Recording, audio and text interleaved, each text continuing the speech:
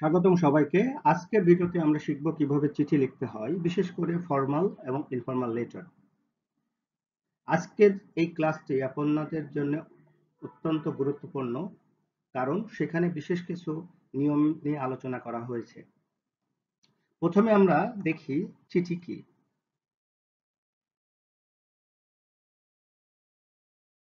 চিঠি হলো একটি মুদ্রিত বা লিখিত যোগাযোগ, যা সাধারণত ডাক বা বার্তাবাহক মারফত পাঠানো হয়।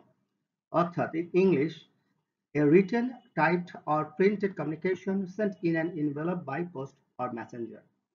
তার মানে সহজ বাংলায় চিঠি বলতে আমরা বুঝে থাকি যে লিখিত কোনো মাধ্যম, যেই মাধ্যমে একজন মানুষ আরেকজনের কাছে তার মনের ভাব প্রকাশ করে থাকে। ফর্মাল লেটার এবং ইনফর্মাল লেটারের পার্থক্য কি? Formal letter is a written for professional communication, written in formal language with a specific format or business or official purpose. For example, a letter of inquiry, a letter of request, or a letter of complaint. সহজ বাংলায় বলতে গেলে আমরা formal লেটারকে বলে থাকি একটি official বা ব্যবসায়িক যোগাযোগের মাধ্যম। কিন্তু ফর্মাল লেটার অবশ্যই একটি নির্দিষ্ট ফরম্যাটে এবং ফর্মাল ল্যাঙ্গুয়েজে লিখতে হয়, যেটা এই ফর্মাল লেটার লেখার প্রথম এবং একমাত্র পূর্বশর্ত। এখন আমরা দেখি ইনফর্মাল লেটার কাকে বলে। An informal letter is used for personal communication. These letters we write to our friends and relatives. There is no strict format to write an informal letter. For example, personal letter, love letter. অর্থাৎ informal letter বলতে আমরা বুঝে থাকি যখন আমরা ব্যক্তিগত communication অর্থাৎ ব্যক্তিগত যোগাযোগ রক্ষার্থে যে লিখিত ডকুমেন্টগুলো আদান প্রদান করে থাকি।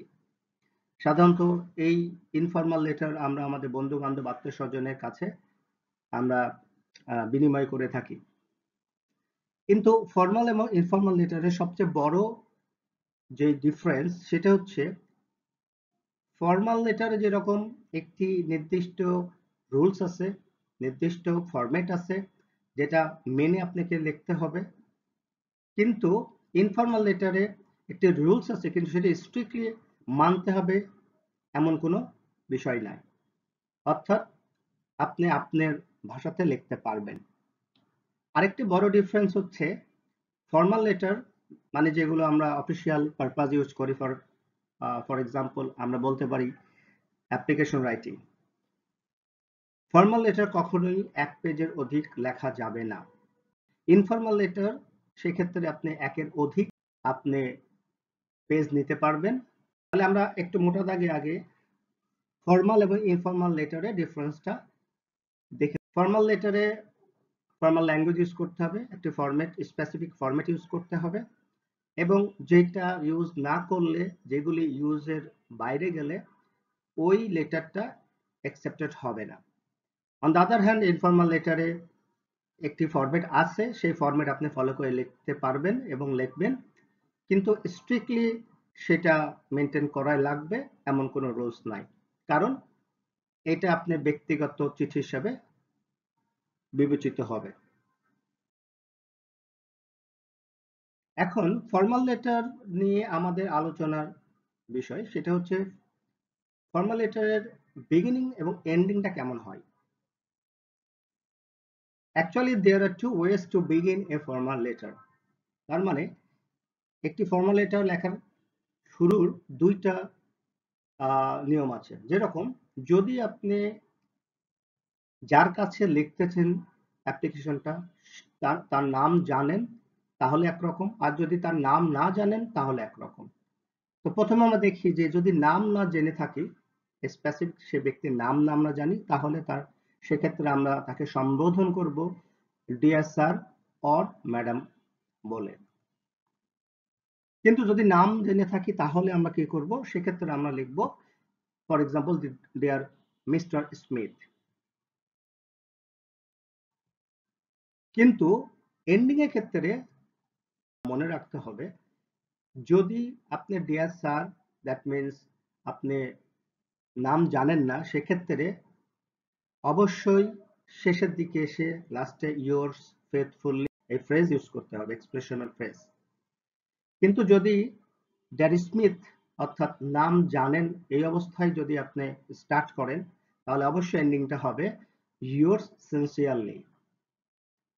সো মোটা দাগে দুইটা জিনিস আমাদের মনে রাখতে হবে, সেটা হচ্ছে শুরু হয় দুইভাবে। যদি আপনি যার কাছে লিখতেছেন অ্যাপ্লিকেশনটা অর্থাৎ ফর্মাল লেটারটা, যদি তার নাম জেনে থাকেন তাহলে অবশ্যই সেক্ষেত্রে ডিয়ার মিস্টার আর Mrs Smith for example use করতে হবে। কিন্তু যদি না জেনে থাকেন তাহলে সরাসরি আপনি ডিয়ার স্যার এবং ম্যাডাম।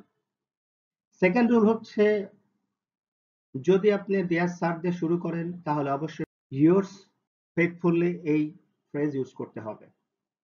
আর যদি নাম দিয়ে শুরু করেন অর্থাৎ ডিয়ার মিস্টার স্মিথ, সেক্ষেত্রে অবশ্যই yours sincerely দিয়ে শুরু করতে হবে। These are the rules of formal letters in English because there are no exceptions. এখন আমরা দেখি using formal language, that means in formal application or formal letter লেখার ক্ষেত্রে কোন ফর্মাল ল্যাঙ্গুয়েজগুলো আমরা আমাদের সাধারণত ইউজ করতে হবে এবং কোনগুলো ইনফর্মালি ইউজ করা যাবে না। প্রথমে ফর্মাল লেটার্সে অবশ্যই ফর্মাল ল্যাঙ্গুয়েজ ইউজ করতে হবে, that means formal letters use formal language. Number one, no contraction, that means কোন ধরনের কন্ট্রাকশন ইউজ করা যাবে না, দ্যাট মিন্স সংক্ষিপ্ত রূপ। যখন আপনি ডু নট ইউজ করেন সেটাকে আমরা কন্ট্রাক্ট করে বা কন্ট্রাকশনে এনে ডোন্ট বলে থাকি। ক্যান নটকে আমরা কন্ট্রাকশন করলে কান্ট বলে থাকি। এই ডোন্ট অর কান্ট আপনি ফর্মাল লেটার বা অ্যাপ্লিকেশনের ক্ষেত্রে ইউজ করতে পারবেন না। কোন রকম ফর্মাল লেটারের ক্ষেত্রে এই ধরনের ইনফর্মাল ল্যাঙ্গুয়েজ ইউজ করা যাবে না, দ্যাট মিন কন্ট্রাকশন ইউজ করা যাবে না। সেকেন্ড হচ্ছে no formal expression can be used, like why don't we, did you know that, right soon, love, what's up, I would love to, এই ধরনের expression use করা বাঞ্ছনীয় নয়। কোন রকম ইনফর্মাল পাঞ্চুয়েশন যেরকম বিশ্বসূচক চিহ্ন, ডট ডট ডট আর ব্ল্যাঙ্ক ব্র্যাকেট, এইগুলো আপনি ইউজ করতে পারবেন না। সর্বোপরি no phrasal verbs, that means কোনো ফ্রেজাল ভার্বস আপনি ইউজ করতে পারবেন না আপনার ফর্মাল লেটার রাইটিং এর ক্ষেত্রে, অর্থাৎ অ্যাপ্লিকেশন অথবা বিজনেস লেটারের ক্ষেত্রে, যেরকম picked up, look up, get over, turn on, etcetera. এখন আমরা দেখি আরো কিছু রুলস, যেরকম লিঙ্কিং ওয়ার্ডস এর ক্ষেত্রে আপনি অবশ্যই মোরওভার, দেয়ারফর, ফার্দারমোর এইগুলো ইউজ করবেন। On the other hand modal verb অবশ্যই ফর্মাল এক্সপ্রেশনের ক্ষেত্রে ইউজ করা বাঞ্ছনীয়, that means could you, would you, should. For example আপনি লিখতে পারেন আই এম রাইটিং টু, এর পরিবর্তে আপনি যদি এভাবে লেখেন I would like to write, সেক্ষেত্রে আপনার ফর্মাল এক্সপ্রেশনটা অনেক বেশি ফর্মাল ওয়েতে প্রকাশ পায়। অন দ্য আদার হ্যান্ড আপনি ফর্মাল অ্যাডজেক্টিভস ইউজ করবেন কিন্তু কোনো ইনফর্মাল অ্যাডজেক্টিভ ইউজ করা না হয়, যেরকম প্লেজেন্ট, এই শব্দটা ইউজ করবেন অবশ্যই, সেক্ষেত্রে নাইস ইউজ করবেন না। দ্যাট মিনস আপনি বলতে পারেন it is nice to, no, এই ক্ষেত্রে আপনি ইউজ করতে পারেন ইট ইজ প্লেজেন্ট টু। আবার অন্যদিকে আপনি হ্যাপি শব্দটা ইউজ করতে পারবেন না, এই অ্যাডজেক্টিভের পরিবর্তে অবশ্যই ফর্মাল অ্যাডজেক্টিভ যেটাকে আমরা বলে থাকি প্লেজড, আপনি এইভাবে লিখতে পারবেন না it is very happy for me, no, it is very pleased for me, এই ক্ষেত্রে আপনি এইভাবে শব্দটা ইউজ করতে পারবেন। আবার অন্যদিকে আরেকটি অ্যাডজেক্টিভ আছে ফান, এটা ইনফর্মাল একটি এক্সপ্রেশন আর অ্যাডজেক্টিভ, সেক্ষেত্রে আপনি ফানের পরিবর্তে ফর্মাল লেটার অবশ্যই এনজয়েবল, এই শব্দের ইউজ করবেন। তো এইগুলো অবশ্যই আমাদের মনে রেখে লেখার সময় সতর্ক হয়ে লিখতে হবে। আরেকটা জিনিস হচ্ছে সবসময় use polite language. That means আপনি কখনো হার্শ ল্যাঙ্গুয়েজ ইউজ করবেন না আপনার অ্যাপ্লিকেশন লেখার ক্ষেত্রে। দ্যাট মিনস যে কোনো ফর্মাল লেটার লেখার ক্ষেত্রে। যেরকম এখানে এক্সাম্পল আমি কিছু আপনাদের দেখানোর জন্য লিখেছি, যেরকম I would be interested in or I hope that you will consider my application. I look forward to hearing from you. এই শব্দগুলো আপনি সাধারণত ইউজ করবেন। সর্বশেষ আমি এখানে একটা স্যাম্পল দিয়েছি। লাস্ট অফ অল, যে বিষয়গুলো অবশ্যই মনে রাখতে হবে লেটার রাইটিং এর ক্ষেত্রে, এক নম্বর বিষয় হচ্ছে in the correct format. That means আপনাকে অবশ্যই কারেক্ট ফরম্যাটে লিখতে হবে। আমাদের একটা প্রচলিত ধারণা আছে British and American. That means আমরা দুইটা ফরম্যাট দেখে থাকি।